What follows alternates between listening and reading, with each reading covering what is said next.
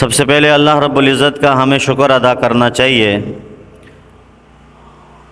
اس وقت اور ہر وقت کہ اللہ رب العزت نے ہمیں علم کی دولت سے مالا مال فرمایا۔ آج کا دن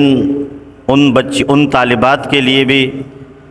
سعادت اور مبارک کا دن ہے کہ جنہوں نے اپنے علم کی تکمیل کی، اور ان کے لیے بھی انتہائی سعادت اور مبارک کا دن ہے کہ جنہوں نے ان طالبات کو پڑھایا، اور ان حضرات کے لیے بھی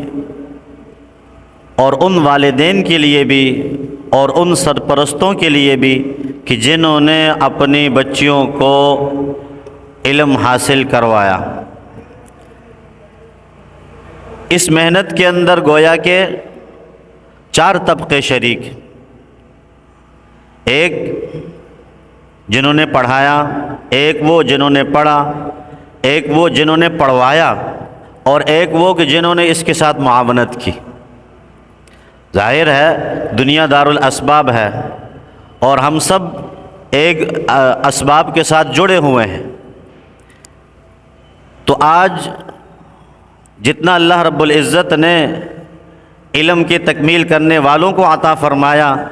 اتنا ہی پڑھانے والوں کو عطا فرمایا، اور اتنا ہی پڑھوانے والوں کو بھی عطا فرمایا، اور اتنا ہی جنہوں نے اس میں معاونت کی کسی بھی قسم کی،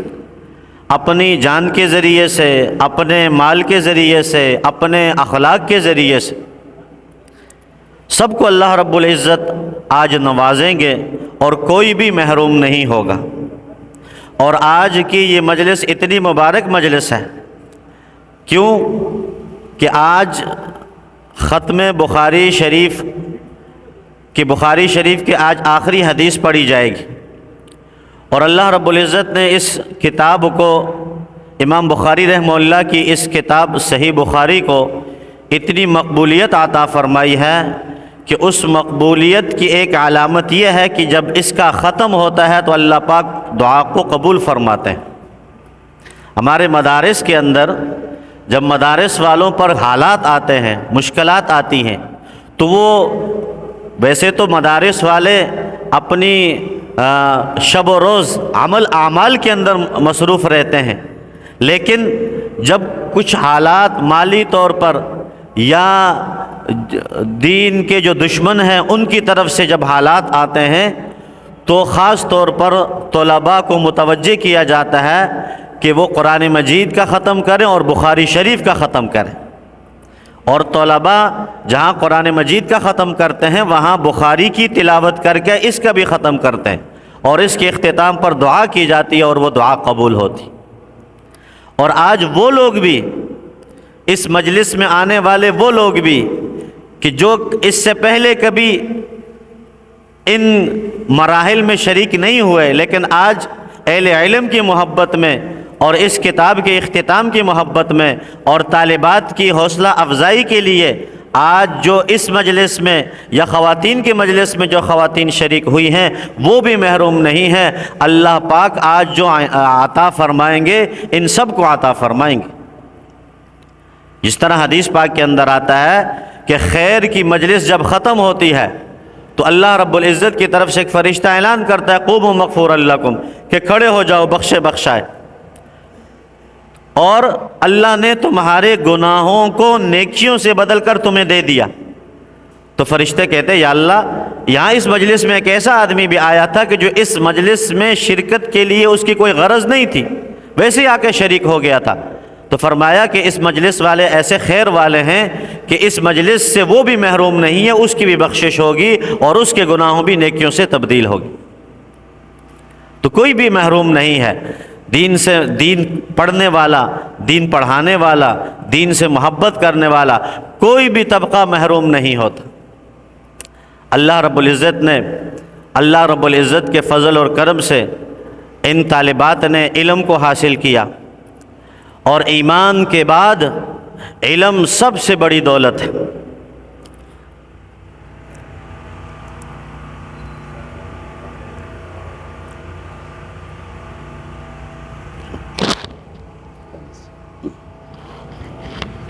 یہاں بیٹھا یہیں بٹھا دیں ان کو، یہیں بٹھا دیں بس مختصر۔ تو ایمان کے بعد علم سب سے بڑی دولت ہے۔ ایمان تو چونکہ بنیادی چیز ہے، اس لیے امام بخاری رحمہ اللہ نے ایمان کے بعد علم کے باب کو بیان فرمایا، اور اللہ رب العزت فرماتے ہیں یرفع اللہ الذین آمنوا منکم والذین اوتوا العلم درجات، کہ یہاں اس آیت میں ایمان کا ذکر ہوا اور علم کا ذکر ہوا کہ ایمان والوں کو اللہ درجہ عطا فرمائیں گے، لیکن اللہ جن کو علم عطا فرمائیں گے ان کو اللہ رب العزت درجات عطا فرمائیں گے۔ اللہ رب العزت فرماتے ہیں کہ وَعَلَّمَكَ مَا لَمْ تَكُنْ تَعْلَمْ، آپ صلی اللہ علیہ وسلم کو خطاب ہے کہ اللہ نے آپ صلی اللہ علیہ وسلم کو علم عطا فرمایا، اور آگے فرمایا وَكَانَ فَضْلُ اللَّهِ عَلَيْكَ عَظِيمًا، کہ اللہ کا فضل بہت بڑا فضل ہے آپ پر۔ تو گویا علم کا مل جانا، علم کا حاصل ہو جانا، علم الہی کا حاصل ہو جانا، یہ اللہ کی طرف سے بہت بڑا فضل ہے، بہت بڑا فضل۔ لیکن جب اللہ رب العزت علم دے کر کسی آدمی کو، کسی طالب علم کو یا کسی طالبہ کو علم دے کر اس کے مقام کو اونچا کرتے ہیں تو اس علم کے تقاضے بھی ہوتے ہیں کہ ان تقاضوں کو بھی پورا کرنا ہے۔ ایک آدمی ایمان لاتا ہے، ایمان کے تقاضے ہیں کہ ایمان ان الذین آمنوا وعملوا الصالحات، ایمان کے تقاضے کیا ہیں کہ نیک اعمال کرے، نماز کا حکم ہے، زکوٰۃ کا حکم ہے، روزے کا حکم ہے، عبادات کا حکم ہے، یہ سب ایمان کے تقاضے ہیں۔ اسی طرح علم کا بھی تقاضا ہے، اور علم کا تقاضا کیا ہے کہ اس علم سے سب سے پہلے پڑھنے والا خود فائدہ اٹھائے، اور یہی جب آدمی جو پڑھے اس پر عمل کرے، یہ فائدہ اٹھانا ہے، اور یہ علم اس کے لیے اللہ کی طرف سے خیر ہے۔ وہ آپ صلی اللہ علیہ وسلم نے ایسے علم سے پناہ مانگی ہے، اللہم انی اعوذ بک من علم لا ینفع، اے اللہ میں آپ کی پناہ چاہتا ہوں ایسے علم سے جو فائدہ نہ دے۔ تو سب سے پہلا تقاضا کہ اس علم سے خود فائدہ اٹھانا، کہ علم سے کیا ہے کہ علم سے انسان کی عبادت درست، زندگی گزارنے کا طریقہ درست ہو، کہ ہم اس علم کی روشنی میں اپنی زندگی حضور صلی اللہ علیہ وسلم کے مبارک طریقے پر گزاریں، اور اس علم سے ہمارے اندر تواضع اور عاجزی پیدا ہو، اللہ کا خوف اور خشیت پیدا ہو، کیونکہ اللہ فرماتے ہیں انما یخشی اللہ من عباد العلماء، کہ اللہ سے ڈرنے والے اللہ کے بندوں میں سے وہ اہل علم ہی ہیں۔ گویا کہ اہل علم کا سب سے بڑا خاصہ یہ ہے کہ وہ اللہ کا خوف ان کے دلوں کے اندر، خشیت ہو، تواضع ہو، عاجزی ہو، انکساری ہو۔ علی رضی اللہ تعالیٰ عنہ فرماتے ہیں کہ مال حاصل کرنے سے، مالدار بننے سے آدمی کے اندر تکبر آتا ہے، اور علم حاصل کرنے سے، علم کے بڑھنے سے انسان کے اندر عاجزی اور تواضع پیدا ہوتی ہے۔ اگر علم کے ساتھ عاجزی اور تواضع نہ آئے انسان میں تو پھر یہ علم اس کے لیے وبال ہے۔ اسی لیے علماء نے تکبر کے اسباب میں ایک سبب یہ بھی لکھا ہے کہ آدمی کے پاس جب علم زیادہ ہو جاتا ہے تو وہ علم کا زیادہ ہونا وہ اس کے لیے تکبر کا ذریعہ اور سبب بن جاتا ہے۔ تو پہلی چیز کہ علم کے ذریعے ہمارے اندر تواضع، عاجزی اور انکساری آئی، اور دوسری چیز کہ ہمارے اخلاق اچھے اور عمدہ ہو جائے۔ ہم نے حدیث کا علم پڑھا،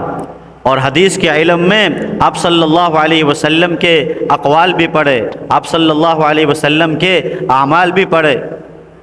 آپ صلی اللہ علیہ وسلم کے دن رات کے معاملات بھی پڑھے، آپ صلی اللہ علیہ وسلم کی زندگی کے ہر شعبے سے جڑی ہوئی احادیث کو ہم نے پڑھا، کہ آپ صلی اللہ علیہ وسلم کی زندگی کیسی تھی، آپ کے دن رات کیسے تھے، آپ کا اٹھنا بیٹھنا کیسا تھا، آپ کا لوگوں کے ساتھ معاملات کیسے تھے، آپ لوگوں کے ساتھ کس طرح پیش آتے تھے۔ پڑھنے کا مقصد یہ ہے کہ یہ ہمارے اندر آ جائے، ہم ان پر عمل کرنے والے بن جائیں،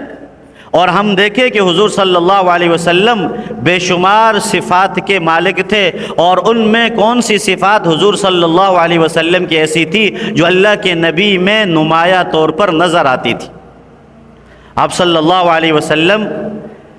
کی صفات میں جو نمایاں صفت نظر آتی تھی وہ عمدہ اور اچھے اخلاق تھے، عمدہ اور اچھے اخلاق تھے۔ حضور صلی اللہ علیہ وسلم نے بھی فرمایا انما بعثت لاتمم مکارم الاخلاق۔ حضور صلی اللہ علیہ وسلم کی بعثت کے چند مقاصد قرآن اور حدیث میں بیان ہوئے کہ ہم نے آپ صلی اللہ علیہ وسلم کو کیوں دنیا کے اندر انسانیت کی طرف بھیجا۔ ایک فرمایا کہ مجھے اللہ تبارک و تعالیٰ نے بعثت معلما، مجھے معلم بنا کر بھیجا، سکھلانے والا بنا کر بھیجا۔ بعثت مبلغا، مجھے تبلیغ کرنے والا بنا کر بھیجا، پیغام پہنچانے والا بنا کر بھیجا۔ اور اس حدیث میں فرمایا کہ انما بعثت لاتمم مکارم الاخلاق، کہ مجھے اس لیے بھیجا کہ تاکہ میں اعلیٰ اخلاق کو مکمل کروں۔ حضرت عائشہ رضی اللہ تعالی عنہ، اخلاق کیا چیز ہے؟ اخلاق انسان کے اندر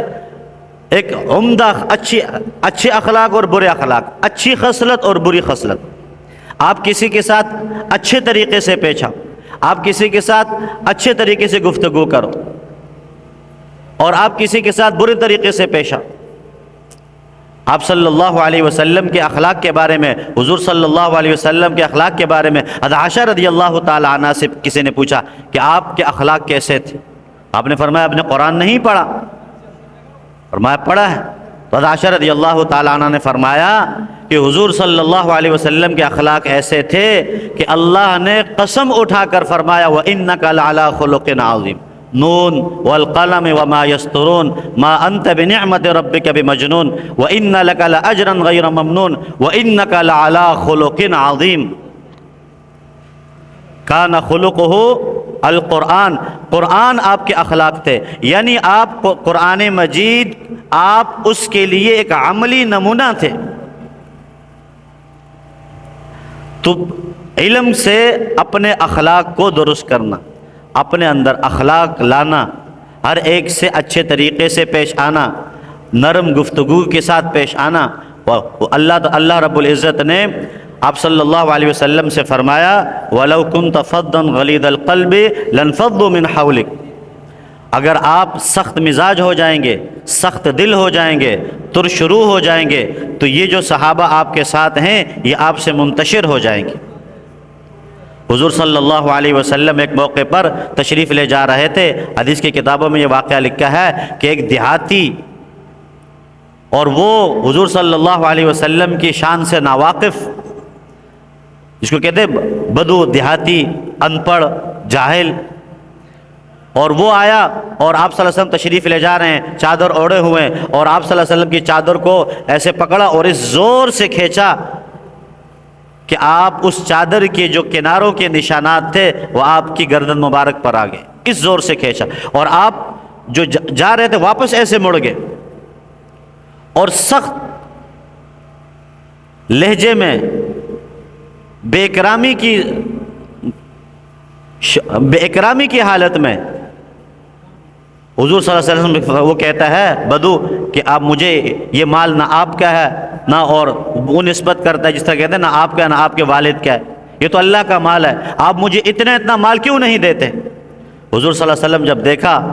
تو دیکھتے ہی آپ نے کوئی غصہ نہیں کیا، آپ دیکھے اور مسکرائے صرف، اور پھر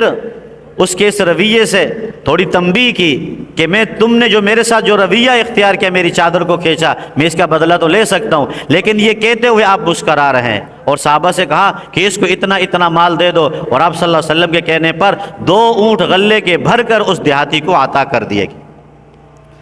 یہ آپ صلی اللہ علیہ وسلم جو ہم نے حدیث کی کتابوں میں ہم جو پڑھتے ہیں اس میں سب سے زیادہ ہمیں آپ صلی اللہ علیہ وسلم کے اخلاق نمایاں نظر آتے ہیں، اخلاق نمایاں نظر آتے ہیں، آپ کی بردباری نمایاں نظر آتی ہے۔ اس لیے کہ آپ صلی اللہ علیہ وسلم کے اوصاف میں سے، آپ کی صفات میں سے ایک صفت یہ بھی تھی کہ آپ کے ساتھ جتنی نرمی والا معاملہ کرتے، تو آپ کے ساتھ جتنی نادانی والا معاملہ کرتے تو آپ اتنے ہی نرمی والا معاملہ ان کے ساتھ کرتے۔ تو تواضع، اچھے اخلاق، اور تیسری چیز ہے کہ ہم نے جو حاصل کیا ہے اسے ہم دوسروں تک پہنچائیں، یہ بھی اس علم کا مقصد ہے۔ ہاں، جو بچیاں فارغ ہوئی ہیں وہ اس علم کو اپنے تک محدود نہ رکھیں، انہیں جہاں جس جگہ جس حیثیت سے موقع ملے قاعدہ پڑھانے کا، ناظرہ پڑھانے کا، کتاب پڑھانے کا، وہ اس علم، اس فیض کو دوسروں تک پہنچائے، تاکہ یہ ان کے لیے بھی آخرت میں ذخیرہ بنے، اور جن کو پڑھایا ہے وہ پڑھنا بھی ان کے لیے آخرت میں ذخیرہ بنے۔ اللہ پاک ہم سب کو عمل کی توفیق عطا فرمائے۔ وآخر دعوانا الحمدللہ رب العالمین۔